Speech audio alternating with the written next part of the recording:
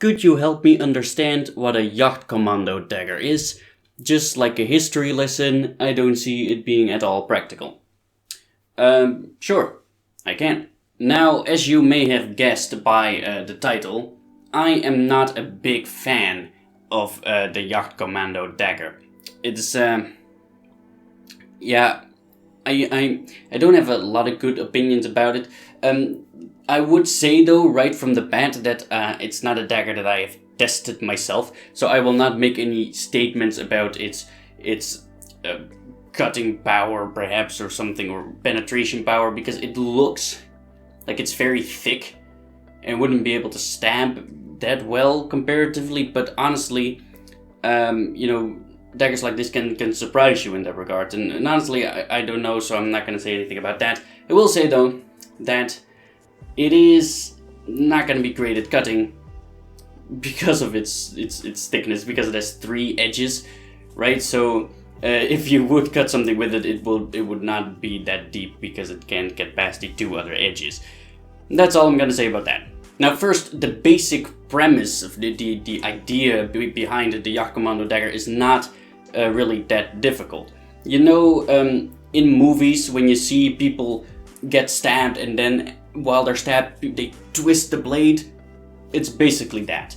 You see, the Jagdkommando dagger has 3 edges and it kind of spirals downwards. And what that's supposed to do is, while you stab somebody, the flesh of the victim, it goes around the spiral thing and it creates a hole.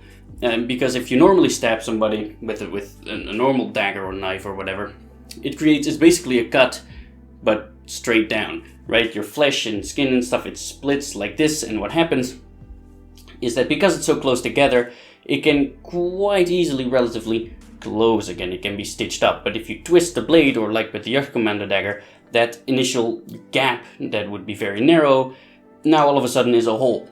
And that hole is a lot more difficult to heal. And that's the idea behind the dagger, basically, to create wounds that are incredibly difficult to heal, so the victim would pretty much always bleed out. Now that sounds awesome. So why don't I like it? Well, I think it's redundant. That is the main point that I have to make about it. I don't think it's necessary at all, because people tend to very greatly underestimate how bad it is to get stabbed. And weird as that might sound, it's true. Getting stabbed is absolutely horrible. If you get stabbed with a normal dagger, anywhere in the torso, you are pretty much gone, basically. And it depends on your size as well, of course, but like if I would get stabbed with this, let's just pick that as an example, this would go straight through and out of the other side, right? So it's straight and it's very thin, but if I get stabbed with that, if I could somehow manage to cover up both the holes, or if there's somebody with me to cover up the holes or whatever, to prevent me from bleeding out, there's still going to be significant internal bleeding. In which case I will still bleed out, just on the inside. I would die. You know, if you get stabbed anywhere here, here's obviously the heart, you have the lungs. If you get stabbed in the liver, you're pretty much dead. Unless you get immediate medical treatment, you are pretty much gone. Even something with just a very small knife actually can be incredibly dangerous in that regard. If you get stabbed here in between the ribs, right in the lung, blood will flow into your lungs even if you cover it up, and you'll choke on your own blood on the inside, basically. You'll die. Yeah, so the Jagdkommando dagger, it creates a more dangerous wound. But compared to a wound that's already so incredibly dangerous, that is it really necessary? I think no, and I think the design of the Jagdkommando dagger looks very interesting, but it takes away more than it gives back. Just talking about normal cutting here.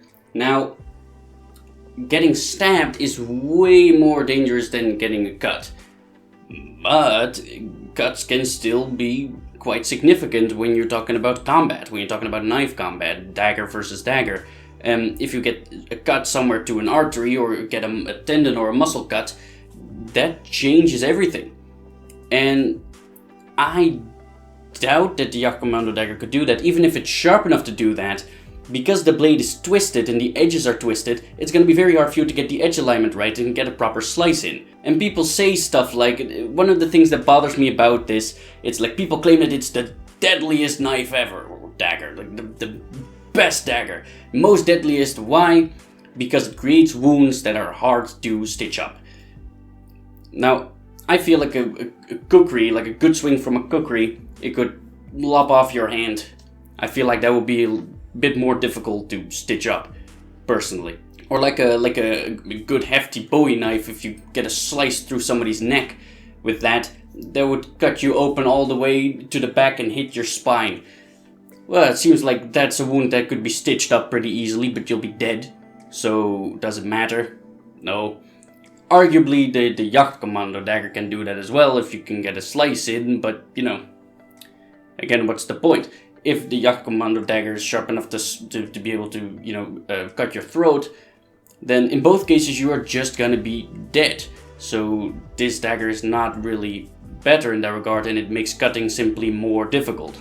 I've also seen a video, which I don't think it was like an official one, I think it was like a cheap replica or something, but I don't know, but he had to like take it out of its sheath very awkwardly, I found. Like he had to like twist it out of there, which that's not gonna be handy when you're talking about combat. Like if your dagger would be your secondary weapon, your backup weapon, if you start wrestling, you need to quickly grab your dagger and stab. In that case, you know, in many cases it's like the first guy to stab his opponent wins, so speed is of the essence, and having to like fucking twist your dagger out of the sheath, that's not really gonna help. But talking about just the effectiveness, the practicality of the dagger itself, just let's say you already have it drawn. If you have one of these, like a Jagdkommando dagger, and your opponent has another dagger, you know, in that point it really doesn't matter all that much, because it's really for the most part going to be who gets a good hit in first. That's pretty much it. And it doesn't matter if you have a normal dagger or a Jagdkommando dagger, the guy who gets hit first, he's dead. That's what it's going to be like. So it is it's redundant to me. It takes away a very useful aspect of knives, cutting, and it gives back something unnecessary. It makes an already incredibly deadly wound more deadly, technically, but you know. You asked me to talk about the history.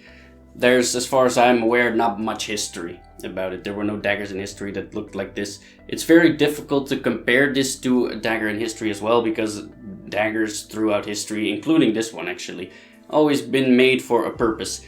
And if you look at history, you see that a dagger is usually either primarily an armor stabber, an armor piercing tool, or it's a parrying tool like that. This one, the Jagdkommando dagger, it's really just a inflict as much damage with a single stab kind of weapon, but it would really only be practical in like that one specific scenario, if you would only be able to stab your opponent once, just like that, like flam, and there's nothing else. So I feel like when you're in combat and you move around and you're doing stuff, an ordinary dagger would function just as well, perhaps arguably even better. Now the argument can be made that, because I believe it does have some cutting power, even though the edge alignment would be fucked up, the argument can be made that arteries are very often very superficial to the skin. Like, people don't really understand like how superficial they are, because most people can't see it. But maybe I can show you actually. Wait a second. My sleeve is too tight.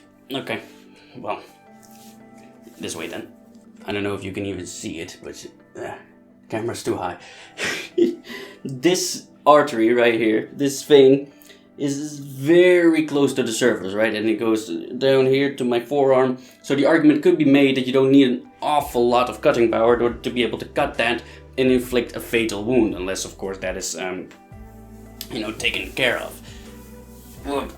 But still, I would make the argument that with an ordinary dagger, it would be easier to get a proper cut in. And when you're talking about what this knife is good at, supposedly stabbing, like if you stab somebody in the leg and cut their femoral artery that way, right? If you do it with the Jagdkommando dagger, then that would create like a more devastating hole that it's harder to heal. But what you do is you wrap your belt around your leg to cut off the blood flow and go to the hospital, where they'll fix it. And if it's with another dagger, you do the exact same thing. It is not, you know, this is really the only option that you have, otherwise you're dead. It doesn't matter what dagger you get stabbed with. So, it's not really that useful, I feel like. I'm sorry, that's just how I feel. It's not that useful. I would say though that this blade design, I think, would work pretty well on a javelin actually. For any of you guys out there that draw like fantasy or warriors or whatever. Because when you're talking about a javelin, about something that you toss, cutting power of a javelin is not really an issue. Right, at the very worst, it's going to be like a scratch close to your face or something cool like that. But, you know, if it has 3 edges, it could still do that. And with a javelin, it's really only about penetration power. So you throw the thing, it hits somebody or it doesn't. It's pointy enough to get in between a gap still. So I feel like it could work very well for a javelin.